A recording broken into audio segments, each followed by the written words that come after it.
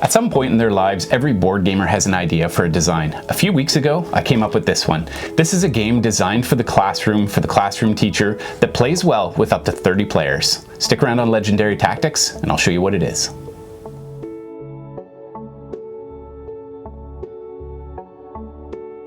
Okay, Flash. So you just got this brainchild out of just it came to you. Yeah, well, the idea was I have a goal in mind of what I want to accomplish. Yes. And I'm thinking, is there a game out there that would work to teach what I want to teach? And there wasn't, but I thought there's 4 or 5 games that had some elements that really work. So what I decided to do was to take elements from some cool games. So for instance, there's a game you introduced me to, Air, Land, and Sea. And I think when it comes to battles, this makes absolute sense to do this. And I will apologize for the terrible AI art for the historians out there. Yes. I recognize that this tank looks absolutely awful. This airplane is such a hodgepodge of who knows what. It's awful. The boats aren't horrible, but the basic aesthetic is there. Now, what I wanted to do with the game was take that idea of 3 different theaters of war, and I thought this has to be a tug of war game. So there will be cubes in the middle of each board, and you've got the 3 different sides. So the Germans, the Japanese, and the Italian play the Axis. Okay. The Allies are played by the Soviet, the British, and the Americans. So in the game, you're essentially attempting to lock in a victory in these theaters. So to do that, this is a deck, bag, and pool builder. So each nation will get the different baggies. These I got these at the dollar store. Here's one that still has some tokens in it. And so on their turn, Japan, for instance, one of the possible plays they could do is to remove 3 tokens from the baggie. And we've got an Air 1, an Air 3, and a C3. So in this case, the air can be placed into the air, the land, or the sea, because planes fly. I could also place that one there, and the sea can only be placed in the sea theater.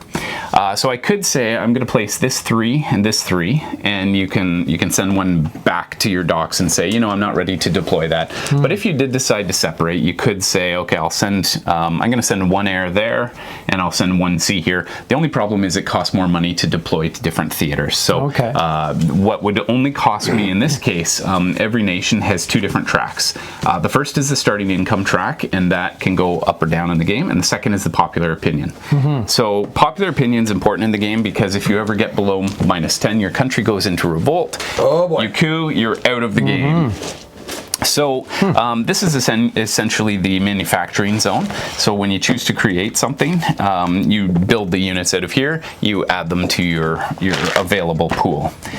This is the turn tracker, and throughout the game, every turn, so each nation plays 1 turn.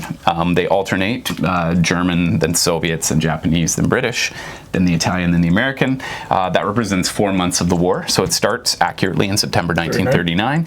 It ends when the war is over. So each nation gets a copy. Here, I'll show you. There's the German one. And this is where the classroom design has to come in, because it's difficult to play a game because you need, number one, there can be no player elimination because you don't want groups being knocked out. That's something I'm still working on refining in the game. I did have a martial law thing that I think is a little overpowered and does end up knocking players out, so we don't want that. And we also need to have roles for everybody. So on this, we've got the leader is the person who makes all decisions. So picture this, if you've got 6 groups around the room, playing 1 nation. In each group, there's a leader who makes all final calls. You've got an ambassador who delivers speeches to the class. And this is the next area where I take a game, a board game. When I play with you guys, we can't have a thing where you just stand up and deliver a speech and then Cax and I are like, yay, that was awesome, congratulations. I'd be happy to do that anytime. But in a classroom, that's actually a foundational part of the game. So you deliver a speech, and if it's historically based and relevant and basically you're delivering it to the League of Nations, then the person who's moderating the game, in this case me, will give you additional dice that you can roll in order to increase your popular opinion. So there's essentially this role-playing element to the game where students really get into character and they deliver like with rhetoric, and it's absolutely beautiful to see them shine that way. So that's the ambassador's job. The general is the one who takes the units to the theaters and deploys them and attacks and sort of decides where those go. The secret agent, they get to spy on all the other groups, so they can pay attention what treaties or pacts are going on between groups. They can arrange deals. Now, this game, I've designed it asymmetrically. Not asymmetrically, sorry. I've designed it as a co-opetition. So these three factions need to work together to win. But we know that, for instance, the Soviets were working with the Americans, but it was an uncomfortable relationship. So in this case, we've got Great Britain. They want to win in any 2 out of the 3 theaters, but for them, they want a sea victory. So for them, they're going to be pumping this track. So it could be that to win the game for their alliance, they need to push the land theater, but that actually gives a benefit to, well, in this case, the Germans on the Axis side, they want a land victory. Yes. So there's this little element of like, I could end the game now, but I'm not going to because I selfishly want to have my nation ahead of the other nation, and that could actually give the other team a chance to then overcome and win. So the secret agent, they go around, they spy, they take care of all that, and then the treasurer is the one who takes care of the cash flow. So at the end of the turn, they collect the income, they buy the units, so they spend the money, they decide where that's going to go. Now, this is the really important part of the game are the actions. So on your turn, if you're teaching a class a game like this, it has to be simple. And you have to be able to learn the rules as you go. So my rules for the game, there's only 10 rules in the game. So it's pretty straightforward. It just tells you the player order, your objectives, and just some of the elements that you'll need to know to win. But when it comes to your turn, you're deciding, do I send troops out? Do I build more units?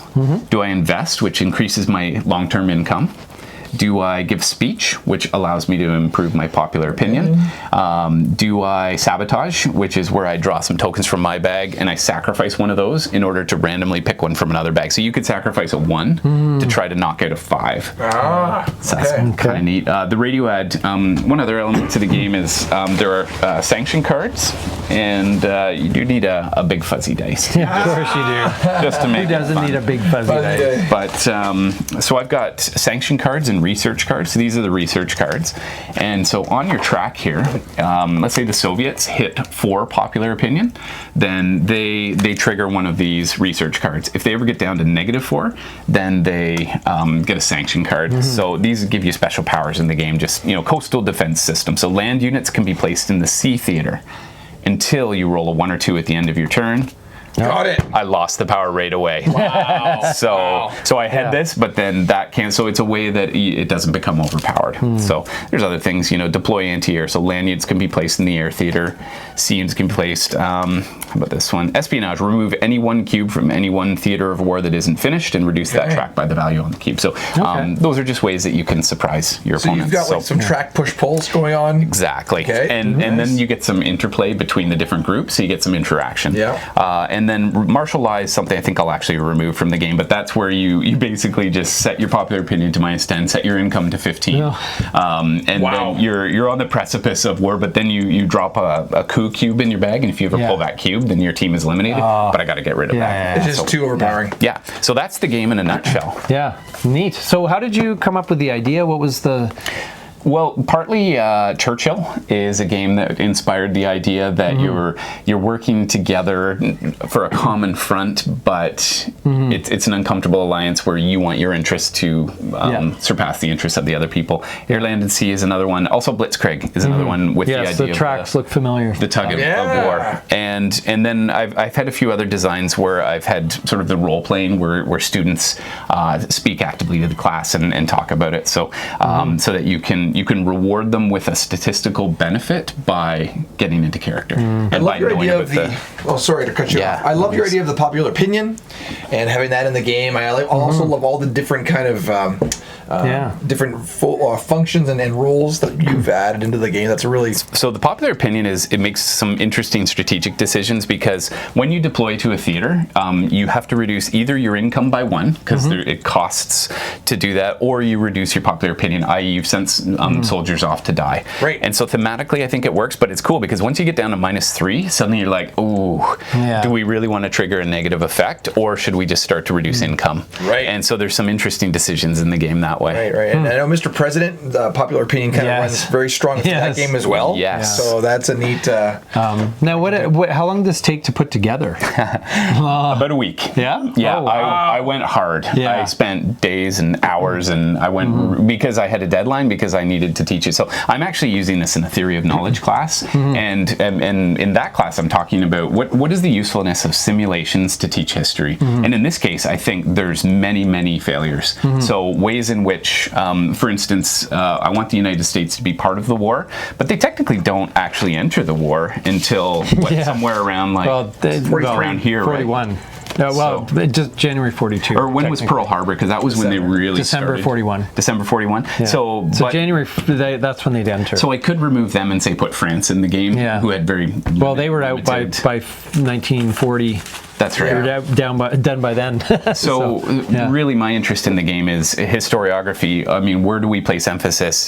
Do we build asymmetry in? Is it more important to have a real life situation or to have a game that is balanced and fair? And I think there's some ethical issues too. So in the game we played in our class, for instance, the one team could have won, but they wanted to get their victory as opposed to their allied victory. And then the allies fought back, and suddenly it was a war because they made it a somewhat selfish decision, but one that I encourage. I wanted that. I want them to be like, no, we want Japan to win. Yes. And so there's some cool decisions, but there's some ethics and some morality around how we go about war. Are we sabotaging other people? Are we trying to build our infrastructure? And I think there's some real world connections too, in terms of at the start of the game, do people go hard and try to finish a track, or do they start to build infrastructure? Do they start to get their arsenal ready, knowing that they're going to lose some of these fronts early, but then later they'll have some advantages. So there's some cool strategic decisions that parallel real world military decisions that are Have you had this in the classroom yet? Yes, yeah. And what's the reception been? Yeah, I think there's a few issues I need to work out in the game,